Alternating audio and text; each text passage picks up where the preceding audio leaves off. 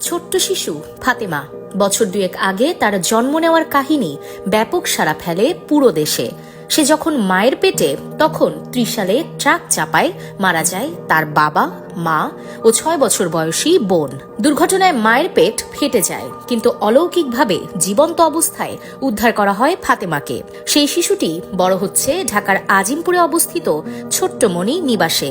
সরকারিভাবে তার দেখভাল করা হচ্ছে, কিন্তু ফাতেমার দাদা দাদিকে দেখভাল করছে কে? এগিয়ে আসেন তারেক রহমান।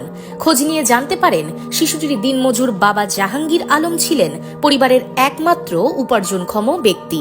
জাহাঙ্গীরের মৃত্যুতে তার বৃদ্ধ বাবা মা যেন অসহায় হয়ে না পড়ে, সেজন্য প্রতি মাসে ত্রিশাল উপজেলার মঠবাড়ি ইউনিয়নের রায়মণি গ্রামে শিশু ফাতেমার দাদা মোস্তাফিজুর রহমান বাবুলের কাছে মাসিক বাজার পৌঁছে দেওয়া হয়।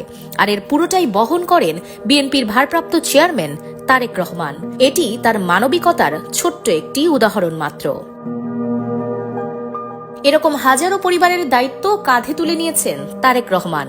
এজন্য তিনি কারো রাজনৈতিক মতাদর্শ বিচার করেন না।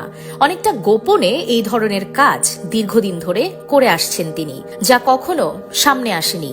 তিনি নিজেও এসব কাজ প্রকাশ্যে আনতে চান না। শুরুতে বৃদ্ধ ও এতিম এমন 25টি পরিবারের দায়িত্ব নেন তারেক রহমান। পর্যায়ক্রমে এই সংখ্যা 1300 ছাড়িয়েছে।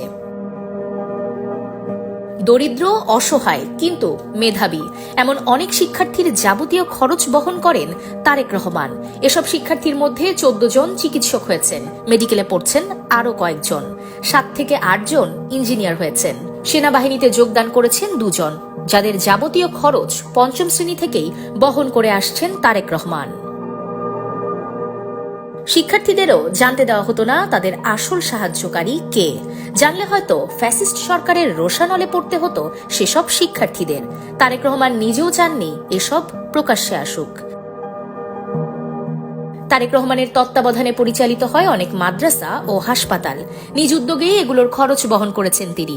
অনেক জায়গায় বিএনপির স্থানীয় নেতাকর্মীরাও জানেন না তাদের সেই মাদ্রাসা ও হাসপাতাল চলে তারেক রহমানের সরাসরি তত্ত্বাবধানে। বগুড়ার গাবতলী থানায় লাঠিগঞ্জের 3 মাথার মোড়ে এতিমদের একটি মাদ্রাসা রয়েছে।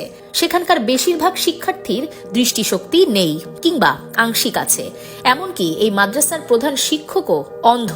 2011 সালে এই মাদ্রাসার তথ্য জানতে পেরে এটি পরিচালনার দায়িত্ব নেন তারেক রহমান। 2017 সালে মাদ্রাসাটিতে একটি চক্ষু ক্যাম্প আয়োজন করা হয়। সে সময় পরীক্ষায় দেখা যায় কিছু শিক্ষার্থী চিকিৎসা পেলে সুস্থ হয়ে উঠবেন। জানতে পেরে তাদের চিকিৎসার যাবতীয় দায়িত্ব নেন তারেক রহমান। 7 জন শিক্ষার্থী এখন চোখে দেখতে পান। বগুড়ার এই এতিমখানার মতো সারা দেশে আরো 5টি এতিমখানার দায়িত্ব নিয়েছেন বিএনপির এই ভারপ্রাপ্ত চেয়ারম্যান। এই পর্যন্ত 12 জনের কৃত্রিম হাত পা সংযোজনের ব্যবস্থা করে দিয়েছেন তারেক রহমান। তারা বিভিন্ন সময়ে আওয়ামী লীগ নেতাকর্মী বা পুলিশি নির্যাতনে হাত পা হারিয়েছেন। এছাড়াও গুম, খুন হওয়া ব্যক্তিদের পরিবারগুলোর মধ্যে 3 জনের বিয়ের আয়োজনও করেন নিজ উদ্যোগে। অনেক জায়গায় অসহায় পরিবারকে নিজের উদ্যোগে ঘর নির্মাণ করে দিয়েছেন। আর বিএনপির যেসব নেতাকর্মী বিভিন্ন সময় আন্দোলন করতে গিয়ে নিহত হয়েছেন, হাসিনা আমলে যেসব বিএনপি কর্মীকে খুন করা হয়েছে, তাদের পরিবারের পাশেও দাঁড়িয়েছেন তারেক রহমান। লক্ষ্মীপুরের কমলনগরের যুবদল নেতা ফেরদৌস, হাসিনা আমলে তাকে পুলিশ ধরে নিয়ে নির্যাতন চালিয়ে হত্যা করে। নিহত এই যুবদল নেতার পরিবারকে 1 খণ্ড জমি কিনে ঘর নির্মাণ করে দিয়েছেন তারেক রহমান। এভাবে বহু বিএনপি, যুবদল ও ছাত্রদল সহ অঙ্গ সংগঠনের নেতাকর্মীরা হামলা, মামলা ও পঙ্গুত্ব বরণ করেছেন। ফেরদৌসের মতো নির্যাতিত প্রত্যেক নেতাকর্মীর পাশে দাঁড়াতে নির্দেশ দিয়েছেন বিএনপির এই ভারপ্রাপ্ত চেয়ারম্যান। ছাত্র জনতার গণ অভ্যুত্থান চলাকালে আইন শৃঙ্খলা বাহিনীর গুলিতে নিহত ময়মনসিংহের শহীদ হাফিজ মোহাম্মদ সাদেকের পরিবারকে একটি দোকান করে দিয়েছেন তারেক রহমান। এভাবে ছাত্র জনতার আন্দোলনে নিহত ও আহতদের এই পর্যন্ত 150 জনকে সহযোগিতা করেছেন তিনি। অসহায় মানুষের পাশে দাঁড়ানোর যেই শান্তি, সেই আত্মতৃপ্তি লাভ করাই তারেক রহমানের মূল উদ্দেশ্য।